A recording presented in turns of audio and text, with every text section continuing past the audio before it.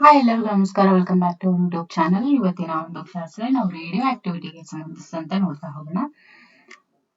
ಇನ್ 1896 ಅಲ್ಲಿ ಹೆನ್ರಿ ಬೆಕ್ವರಲ್ ಅಂತ, ಯಾರು ಹೆನ್ರಿ ಬೆಕ್ವರಲ್ ಅನ್ನುವಂಥವ್ರು, ಇವರು ಫ್ರೆಂಚ್ ಫಿಸಿಸಿಸ್ಟ್. ಇವರು crystals of uranium salts emitted penetrating rays similar to X rays. ಅದೇ ತರ ಅಂದ್ರೆ ಎಕ್ಸ್ ರೇಸ್ ತರನೇ ಏನಾಗ್ತಾ ಇತ್ತು, ಕೆಲವೊಂದಿಷ್ಟು ರೇಸ್ ನ ಎಮಿಟ್ ಮಾಡ್ತಾ ಇತ್ತು uranium salts. So which could fog photographic plates ಅಂತ ಕೂಡ ಹೇಳಿದ್ರು. So 2 years after this, Pierre and Marie Curie discovered other elements, ಯಾವುದು ಪೊಲೋನಿಯಂ ಮತ್ತೆ radium, which had this property. ಅವುಗಳು ಕೂಡ ಇದೇ ಒಂದು ಪ್ರಾಪರ್ಟಿನ ಒಳಗೊಂಡಿದ್ವು. The emission was known as radioactivity. So ಆ ಒಂದು ರೇಡಿಯೇಷನ್ಸ್ ಏನ್ ಎಮಿಟ್ ಆಗ್ತಾ ಇತ್ತು, ಆ ಒಂದು ರೇಡಿಯೇಟೆಡ್ ರೇಸ್ ನ radioactivity, that emission called radioactivity ಅಂತ ಕರೆದ್ರು. ಪ್ರೋಟಾನ್ಸ್ ಮತ್ತೆ ನ್ಯೂಟ್ರಾನ್ಸ್ ಏನಿದೆ, they are held together in the nucleus of an atom by the strong force ಅಂತ ಹೇಳಿದ್ರು. Protons and neutrons, they are held together in the nucleus of an atom by the strong force. This force acts over a very short distance of about -1, ಅಂದ್ರೆ approximately ferrometer. Ferrometer ಬಂದು 10 to the power of -15 meter. And over this short distance it can overcome the electromagnetic repulsion between positively charged protons. So the elements with atomic number greater than 82 are radioactive element. ನೋಡಿ, ಯಾವ ಒಂದು atomic number ಅಂದ್ರೆ ಏನು elements periodic table ಅಲ್ಲಿ ಬರ್ತವೆ, 82 ಇಂದ ಮೇಲ್ಗಡೆ ಬರುವಂತವ್ರಲ್ಲ, ಅಂದ್ರೆ 82 ಆದ್ಮೇಲೆ ಬರುವಂತ 83, 84 till the end of periodic table, ಅವೆಲ್ಲವೂ ಕೂಡ ರೇಡಿಯೋ ಆಕ್ಟಿವ್ ಎಲಿಮೆಂಟ್ಸ್ ಅಂತ. ಅಂಡ್ ರೇಡಿಯೋ ಆಕ್ಟಿವ್ ಡಿಕೆ ಅಂದ್ರೆ ಏನು? It is the process by which the nucleus of an unstable atom loses energy by emitting radiation, including alpha particles, beta particles, gamma rays, and conversion electrons. Nucleus of an unstable atom ಏನಿರುತ್ತೆ, ಒಂದು unstable atom ನಲ್ಲಿ ಇರುವಂತಹ nucleus ತನ್ನ ಒಂದು ಎನರ್ಜಿನ ಕಳ್ಕೊಳ್ಳುತ್ತೆ by emitting radiation. ಅಂದ್ರೆ ಆ ಒಂದು radiation emit ಆಗ್ತಾ ಏನಾಗುತ್ತೆ, ಅದು ಎನರ್ಜಿನ ಕಳ್ಕೊಳ್ಳುತ್ತೆ. ಅದು ಆಲ್ಫಾ ಪಾರ್ಟಿಕಲ್ಸ್ ಆಗಿರ್ಬೋದು, beta particles, including conversion electrons. Its unit is becquerel ಅಂತ ಹೇಳ್ತೀವಿ, named in honour of scientist Henri Becquerel. So 1 becquerel is defined as 1 transformation per second.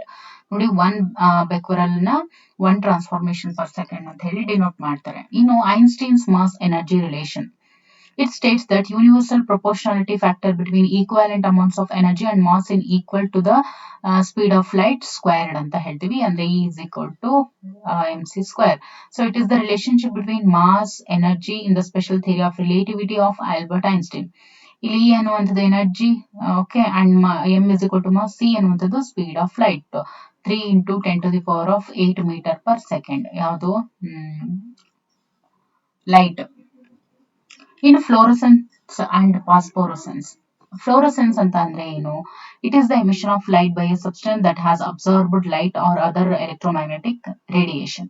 ಆದ್ರೆ ಫಾಸ್ಫೋರಸೆನ್ಸ್ ಅಂದ್ರೆ ಏನು? It is a special type of photoluminescence related to fluorescens.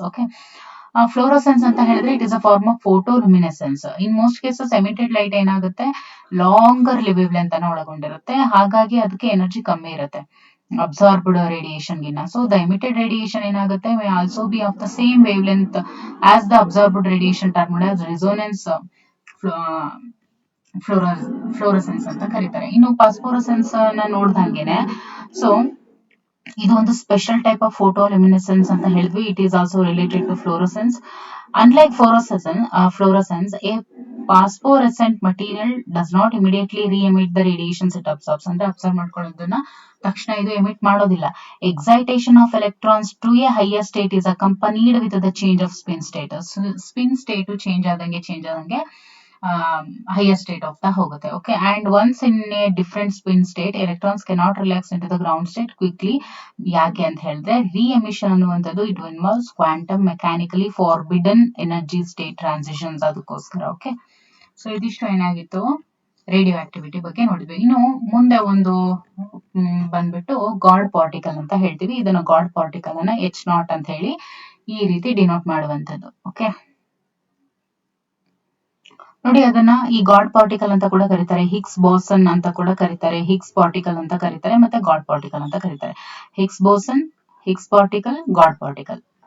It is an elementary particle in the standard model of particle physics. Okay, it is the quantum excitation of a Higgs field ಅಥವಾ a fundamental field of crucial importance to particle physics theory, first suspected to exist in 1960s. Okay, unlike other known fields such as the electromagnetic field takes a non-zero constant value almost everywhere.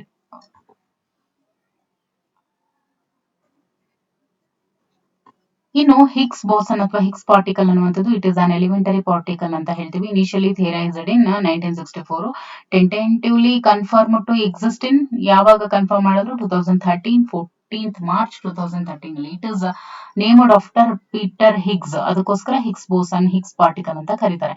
It was theorised by R Brout, Englert, Higgs, Guralnik, Hagen, ಆಮೇಲೆ Kibble. ಇನ್ನು 2013 ಅಲ್ಲಿ Peter Higgs and Englert ಅವರು awarded Nobel prize in physics for their discovery. Okay, ಈ ಒಂದು Higgs particle ಡಿಸ್ಕವರಿಗೋಸ್ಕರ ಅವರಿಗೆ Nobel prize award ಆಯ್ತು.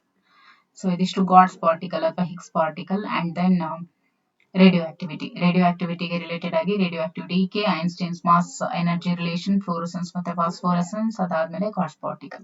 So ಇಲ್ಲಿಗೆ ಒಂದು ಟಾಪಿಕ್ ಫಿಸಿಕ್ಸ್ ಟಾಪಿಕ್ಸ್ ಏನಿದ್ವು ಎಲ್ಲಾನು ಕಂಪ್ಲೀಟ್ ಆಯ್ತು. ಇನ್ನು ನೆಕ್ಸ್ಟ್ ಕ್ಲಾಸ್ ಅಲ್ಲಿ ಕೆಲವೊಂದಿಷ್ಟು ಇಂಪಾರ್ಟೆಂಟ್ ಅಂದ್ರೆ ಯಾವ ಲಾನ ಇಂಟ್ರೊಡ್ಯೂಸ್ ಮಾಡಿದವ್ರು ಯಾರು, ಜೊತೆಗೆ ಕೆಲವೊಂದಿಷ್ಟು ಇಂಪಾರ್ಟೆಂಟ್ ಕೀ ಪಾಯಿಂಟ್ಸ್ ಏನಿದಾವೆ ಅಂದ್ರೆ ಕೆಲವೊಂದು ಇನ್ಸ್ಟ್ರೂಮೆಂಟ್ಸ್ ಆಗಿರ್ಬೋದು, ಅವನ್ನ ಏನಕ್ಕೆ ಯೂಸ್ ಮಾಡ್ತಾರೆ ಫಿಸಿಕ್ಸ್ ಅಲ್ಲಿ ಅಂತ ನೋಡ್ತಾ ಹೋಗೋಣ. Okay, thank you for watching.